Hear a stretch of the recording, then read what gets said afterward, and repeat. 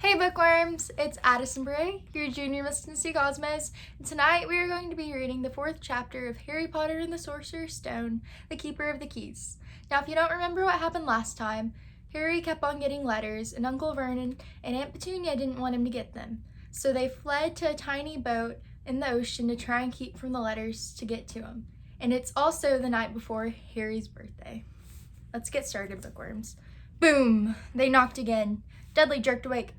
"Where's the cannon?" he said stupidly. There was a crash behind them, and Uncle Vernon came skidding into the room. He was holding a rifle in his hands. Now they knew what had been in the long, thin package he had brought with him. "Who's there?" he shouted. "I warn you, I'm armed." There was a pause, then smash! The door was hit with such force that it swung clean off its hinges, and with a deafening crash landed flat on the floor. A giant of a man was standing in the doorway. His face was almost completely hidden by a long, shaggy mane of hair and a wild, tangled beard, but you could make out his eyes glinting like black beetles under all the hair. The giant squeezed his way into the hut, stooping so that his head just brushed the ceiling. He bent down, picked up the door, and fitted it easily back into its frame. The noise of the storm outside dropped a little.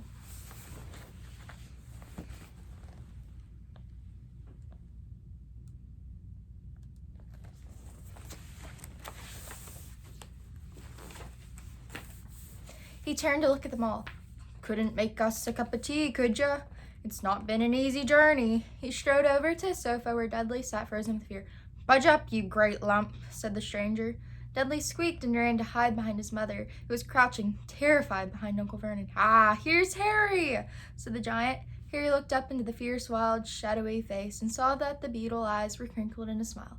"Last time I saw you, you was only a baby," said the giant. "You look a lot like your dad, but you've got your mum's eyes." Uncle Vernon made a funny rasping noise. "I demand that you leave at once, sir," he said. "You are breaking and entering." "Ah, shut up, Dursley, you great prune," said the giant. He reached over the back of the sofa, jerked the gun out of Uncle Vernon's hands, bent it into a knot as easily as if it could have been made of rubber, and threw it into the corner of the room. Uncle Vernon made another funny noise, like a mouse being trodden on. "Anyways, Harry," said the giant, turning his back on the Dursleys, "a very happy birthday to you. Got something for you here. I might have sat on it at some point, but it'll taste all right." From an inside pocket of his black overcoat, he pulled a slightly squashed box. Harry opened it with trembling fingers. Inside was a large, sticky chocolate cake with "Happy Birthday, Harry" written on it in green icing. Harry looked up at the giant. He meant to say thank you. The words got lost on the way to his mouth, and what he said instead was, "Who are you?" The giant chuckled. "True, I haven't introduced myself. Rubeus Hagrid, keeper of keys and grounds at Hogwarts." He held out an enormous hand and shook Harry's whole arm.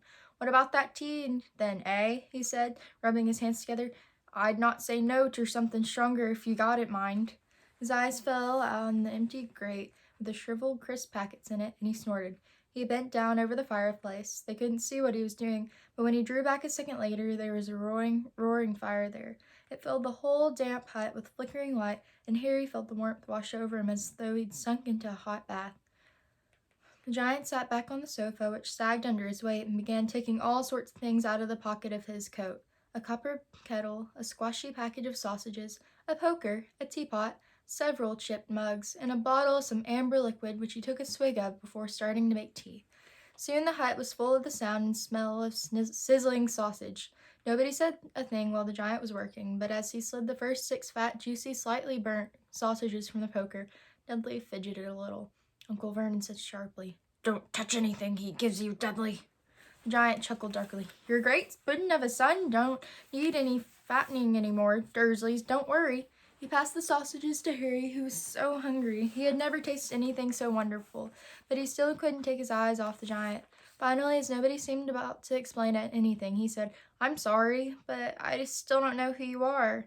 The giant took a gulp of tea and wiped his mouth with the back of his hand. "Call me Hagrid," he said. "Everyone does, and like I told you, I'm keeper of keys at Hogwarts. You'll know all about Hogwarts, of course." No," said Harry. Hagrid looked shocked. "Sorry," said Harry quickly. "Sorry," barked Hagrid, turning to stare at the Dursleys, who shrank back into the shadows. "It's them as should be sorry. I knew ye weren't getting your letters But I never thought you wouldn't even know about Hogwarts, for crying out loud. Did you never wonder where your parents learned it all?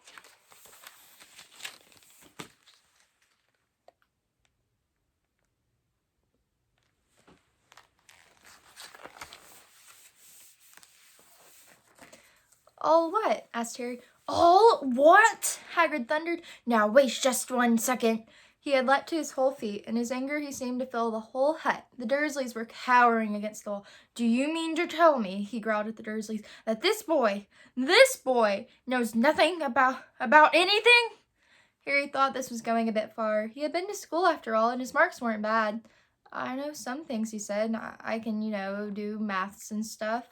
But Hagrid simply waved his hand and said, about our world. I mean your world, my world, your parents' world. What world? Hagrid looked as if he was about to explode. Dursley! He boomed. Uncle Vernon, who had gone very pale, whispered something that sounded like Wimble Wimble. Hagrid stared wildly at Harry. But you must know about your mum and dad, he said. I mean, they're famous. You're famous. What? My mum and dad weren't famous, were they? You don't know. You don't know? Hagrid ran his fingers through his hair, fixing Harry with a bewildered stare. You don't know what ye are, he said, finally. Uncle Vernon suddenly found his voice. Stop, he commanded. Stop right there, sir. I forbid you to tell the boy anything. A braver man than Vernon Dursley would have quailed under the furious look Hagrid now gave him. When Hagrid spoke, his every syllable trembled with rage. You never told him what was in the letter Dumbledore left for him. I was there. I saw Dumbledore leave it, Dursley, and you've kept it from him all these years. Kept what from me? Said Harry eagerly. Stop! I forbid you! Yelled Uncle Vernon in panic. Aunt Petunia gave a gasp before. Go boil your heads, both of you, said Hagrid. Harry, you're a wizard. There was a silence inside the hut. Only the sea and the whistling wind could be heard. I'm a what? Gasped Harry. A wizard, of course, said Hagrid, sitting back down on the sofa, which groaned and sank even lower. And a trumping good one. If I'd say, once you've been trained up a bit, with a mum and dad like yours, what else would you be? And I reckon it's about time you read your letter. Harry stretched out his hands at last to take the yellowish envelope addressed in emerald green to Mr. H. Potter, the floor hut on the rock of the sea. He pulled out the letter and read, Hogwarts, School of Witchcraft and Wizardry, Headmaster Albus Dumbledore, Order of Merlin, First Class, Grand Sorcerer Chief, Warlock Supreme Mugmonth, International Confidant of Wizards. Dear Mr. Potter, we are pleased to inform you that you have a place at Hogwarts School of Witchcraft and Wizardry. Please find enclosed a list of all necessary books and equipment. Term begins on the 1st of September. We await your owl by no later than 31st of July. Yours sincerely, Minerva McGonagall, Deputy Headmistress. Questions exploded inside Harry's head like fireworks, and he couldn't decide which to ask first. For a few minutes he stammered, What does it mean they await my owl? Galloping Gorgons, that reminds me, said Hagrid, clapping a hand to his forehead with enough force to knock over a cart horse, and from yet another pocket inside his overcoat he pulled an owl, a real, live, rather ruffled-looking owl. A long quill and a roll of parchment, with his tongue between his teeth, he scribbled a note which Harry could read upside down. Dear Mr. Dumbledore, given Harry his letter, taken him to buy his things tomorrow. Weather's horrible, hope you're well. Hagrid. Hagrid rolled up the note, gave it to the owl, which clamped it on its beak, went to the door, and threw the owl out into the storm. Then he came back and sat down as though this was as normal as talking on the telephone.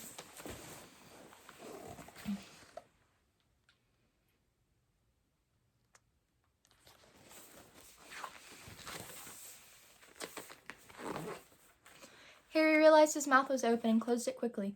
Where was I? Said Hagrid. But at that moment Uncle Vernon, still ashen-faced but looking very angry, moved into the firelight. He's not going, he said. Hagrid grunted. I'd like to see a great muggle like you stop him, he said. A what? Said Harry, interested. A muggle, said Hagrid. It's what we call non-magic folk like him, and it's bad luck you grew up in a family of the biggest muggles I ever laid eyes on. We swore when we took him in we'd put a stop to that rubbish, said Uncle Vernon. Sword we stamp it out of him. Wizard indeed. You knew, said Harry. You knew I'm a wizard?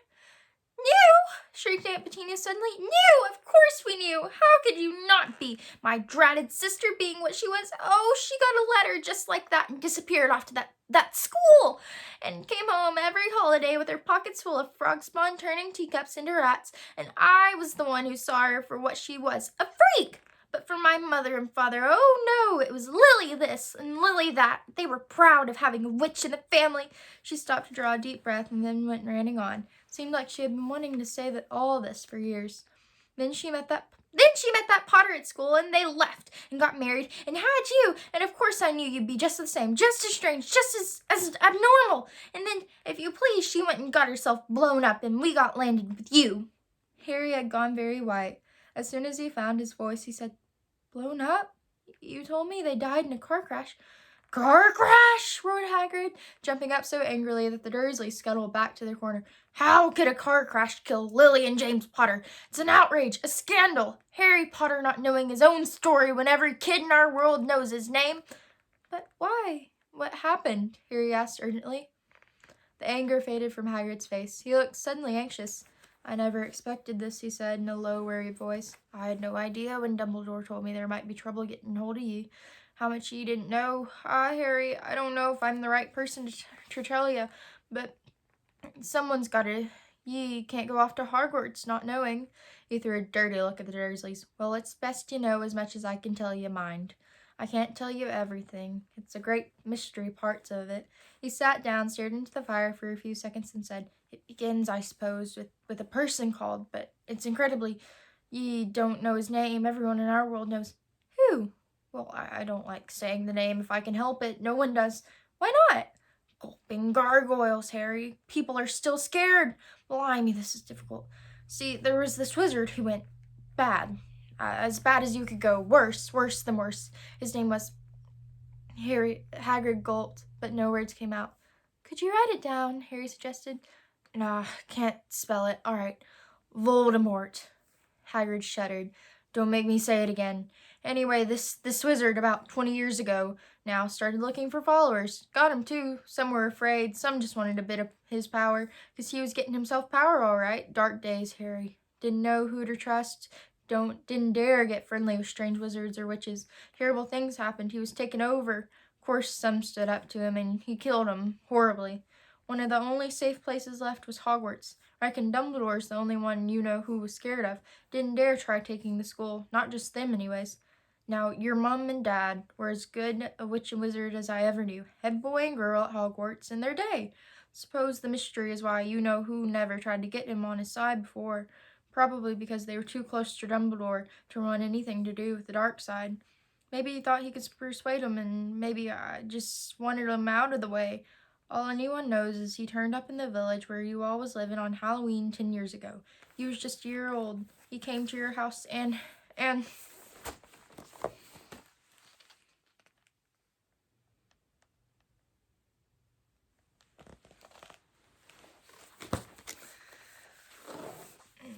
Hagrid suddenly pulled out a very dirty spotted handkerchief and blew his nose with a sound like a foghorn. Sorry, he said, but it's that sad, dear.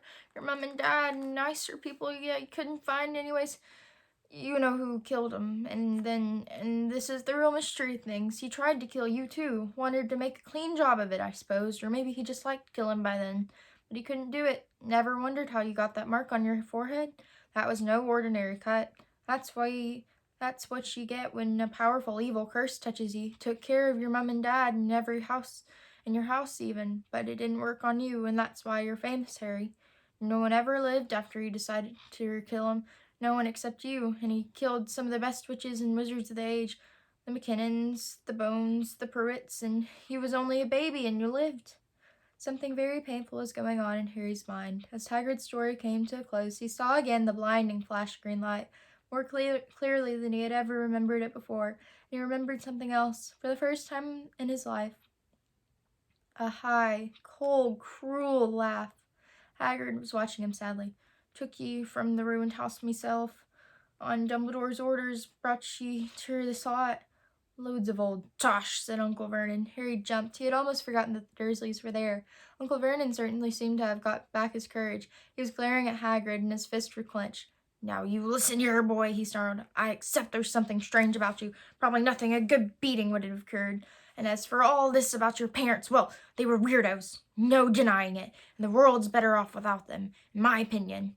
As for all they got, getting mixed up with these wizarding types, and just what I expected, always knew they'd come to a sticky end." But at that moment, Hagrid leapt from the sofa, drew a battered pink umbrella from inside his coat, pointed this at Uncle Vernon like a sword. He said, "I'm warning you, Dursley. I'm warning you. One more word." In danger of being speared on the end of an umbrella by a bearded giant, Uncle Vernon's courage failed again. He flattened himself against the wall and fell silent. "That's better," said Hagrid, breathing heavily and sitting back down on the sofa, which this time sagged right down to the floor.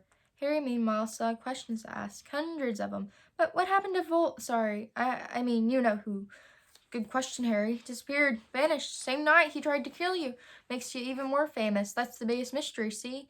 He was getting more and more powerful. Why'd he go? Some say he died. Codswallop, in my opinion.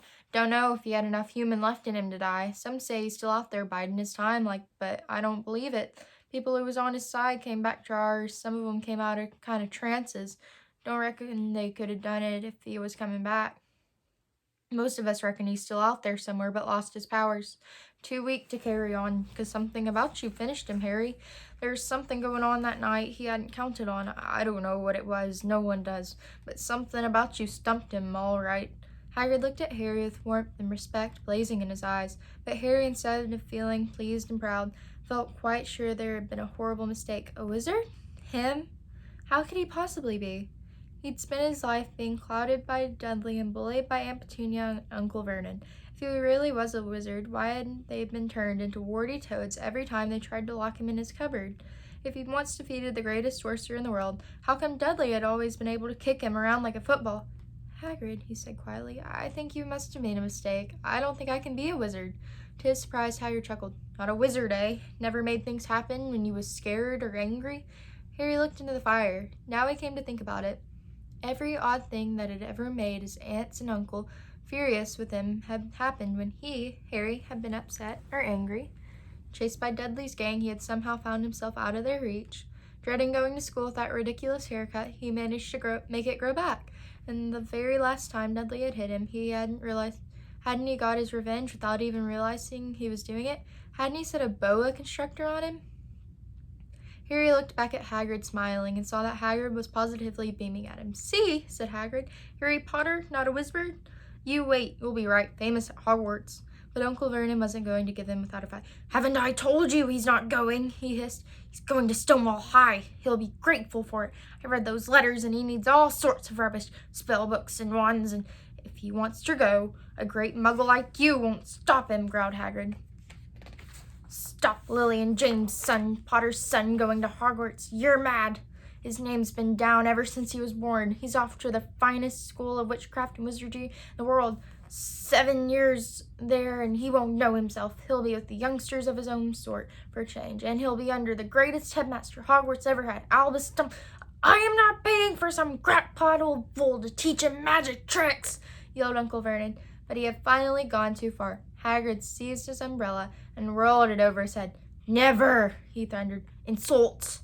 Albus Dumbledore, in front of me!" He brought the umbrella swishing down through the air to point at Dudley. There was a flash of violet light, a sound like a firecracker, a sharp squeal, and in the next second, Dudley was dancing on the spot with his hands clasped over his fat bottom, howling in pain. When he turned his back on them, Harry saw a curly pig's tail poking through a hole in his trousers. Uncle Vernon roared. Pulling Aunt Petunia and Dudley into the other room, he cast one last terrified look at Hagrid and slammed the door behind them. Hagrid looked down at his umbrella and stroked his beard. "Shouldn't have lost me temper," he said. "But it didn't work anyway. Meant to turn him into a pig, but I suppose he was so much like a pig anyway, there wasn't much left to do." He cast a sideways look at Harry under his bushy eyebrows. "Be grateful if you didn't mention that to anyone at Hogwarts," he said. "I'm not supposed to do magic, strictly speaking. I was allowed to do a bit to follow ye and get your letters to ye and stuff. One of the reasons I was so keen to take on the job." "Why aren't you supposed to do magic?" asked Harry. "Oh, well, I was at Hogwarts myself, but I got expelled to tell you the truth. In me 3rd year, they snapped me wand in half and everything, but Dumbledore let me stay on as his gamekeeper. Great man, Dumbledore. Why were you expelled?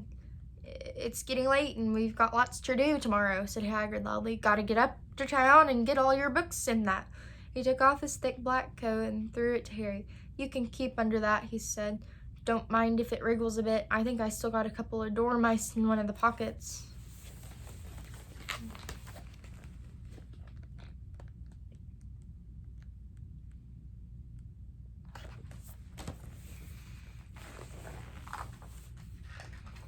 Ooh.